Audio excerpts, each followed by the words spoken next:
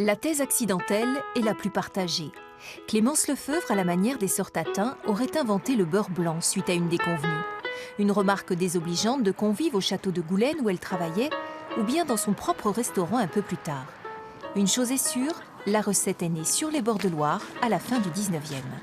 Nous, on aime à dire que en fait, c'est un groupe de personnes qui seraient venues manger chez Clémence et qui aurait critiqué un petit peu une base de sauce. Et Clémence, piquée à vif, aurait repris un petit peu de réduction d'échalotes, finement hachée, avec une petite réduction de vinaigre et de vin blanc, montée au beurre et donné cette sauce à ces gens qui se sont du coup régalés avec la deuxième sauce. Lui aussi est né là, dans ce petit village où Clémence vécut. Et c'est dans cet établissement racheté par la municipalité en 2006 qu'il entretient la mémoire des lieux et la recette depuis 12 ans. Notre beurre blanc, il n'a pas bougé. Voilà, il a ce côté sucré. Après, on ne triche pas, on prend les bons ingrédients. Échalotes grises, vinaigre, muscadet et du beurre. Voilà, un bar. On n'a pas de crème, on n'a pas de jus de citron, on n'a pas rien. Rien. Voilà, on ne triche pas. La petite échalote grise à peau épaisse et saveur concentrée est de plus en plus difficile à trouver dans la région. Mais Jean-Charles a son filon sur ces terres maraîchères. 100 kilos par an lui sont nécessaires pour assurer la fameuse réduction à laquelle on ajoute bien sûr à peu près 50 grammes de beurre par personne. Alors ça peut faire peur comme ça, 50 grammes de beurre quand on voit 50 grammes de beurre, mais en général il n'en reste pas dans les assiettes. Il faudrait un gros paquet de beurre, car j'aime bien le beurre, et je veux du beurre, beurre, beurre, du beurre, et je veux du beurre. Cette recette populaire, servie à l'envi dans les rendez-vous festifs, sert d'amarre pour la promotion de la gastronomie en région nantaise.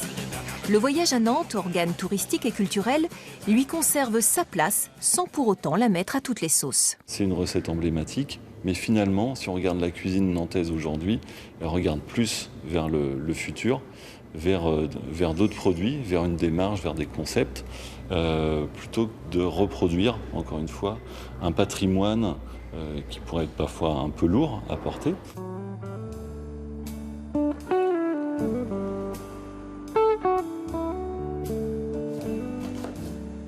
Alléger les classiques entre dans la logique de ce chef étoilé. Après s'être offert un voyage culinaire autour du monde, sa palette des textures, des saveurs et leurs combinaisons s'est élargie. Donc tuer, c'est-à-dire que ça recouvre... On va faire une glace au beurre blanc.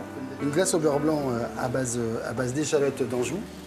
Échalotes confites au sel, proposées en amuse-bouche, rehaussées d'une feuille de Martinsia maritima, une plante qui a le goût de l'huître. Je ne ferai jamais le beurre blanc aussi bien qu'une grand-mère ou qu'un souvenir d'enfance justement sur ce beurre blanc. Donc j'ai préféré le changer, le rendre un tout petit peu différent et le proposer différemment que la version classique qu'on connaît avec un poisson. Donc c'est pour ça que je le fais actuellement donc, en glace au beurre blanc. Mais il m'arrive aussi de le monter avec des jus de légumes et notamment du jus de carotte. En version originale ou revisitée, le beurre blanc se marie aussi bien aux poissons qu'aux viandes blanches ou légumes. La naissance même de la recette en témoigne. Clémence avait su s'adapter.